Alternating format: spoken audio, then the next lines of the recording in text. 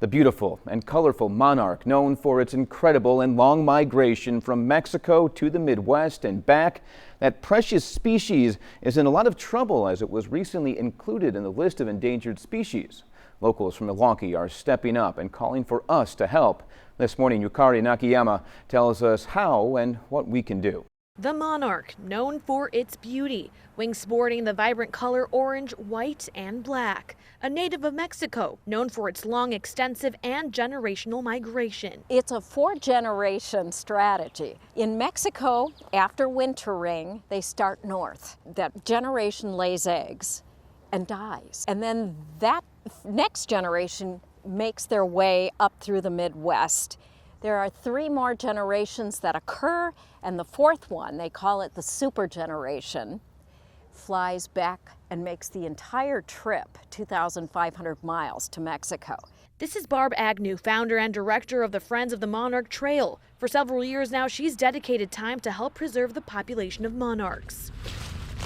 We have been preserving and restoring an area of land here on the county grounds that provides roosting sites for the migrating monarch butterfly. An 11-acre plot of land in Wauwatosa, a hub for monarchs making their way back to Mexico during their September migration. They can fuel up, they can rest at night. In September we have cold nights. In here it's warmer. You've got radiant heat, you've got a canopy, you've got wind protection. So this space, preserving it, is critical to their migration south.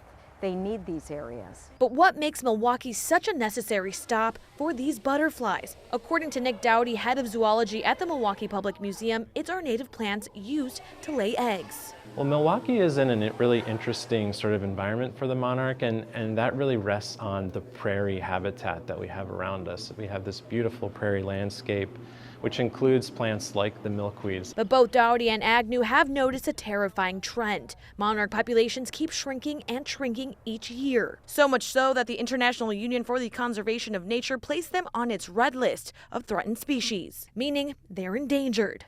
The population of monarchs has gone down dramatically in the past 20 years. I think monarchs are kind of an indicator species in that if monarchs are declining this fast, how many other things are also declining? There's over 1 million species of insects that are likely to be out there and facing similar kind of threats as the monarch is. The cause? We just see climate change, habitat loss, herbicide and pesticide use taking a big toll on insect populations. We've lost many acres out here to development and to the basins, and now more construction. Agnew says the construction of new buildings, developments, and/or roadways have contributed to dismantling natural sites where monarchs would usually stop in their migration routes. And she says the preservation of lands with plants like milkweed, goldenrod, and other native plants are essential. Monarchs are the recognized representative of all of the other pollinators.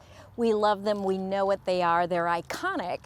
But preserving monarchs is in effect going to help preserve so many other pollinators. But there are many things Milwaukeeans can do to help preserve monarch populations, such as get rid of herbicides and pesticides in your personal garden and step up and plant milkweed. Because the preservation of monarchs means the preservation of other important pollinators. Helping the monarch could potentially help all those other insects as well, and we need to keep that in mind.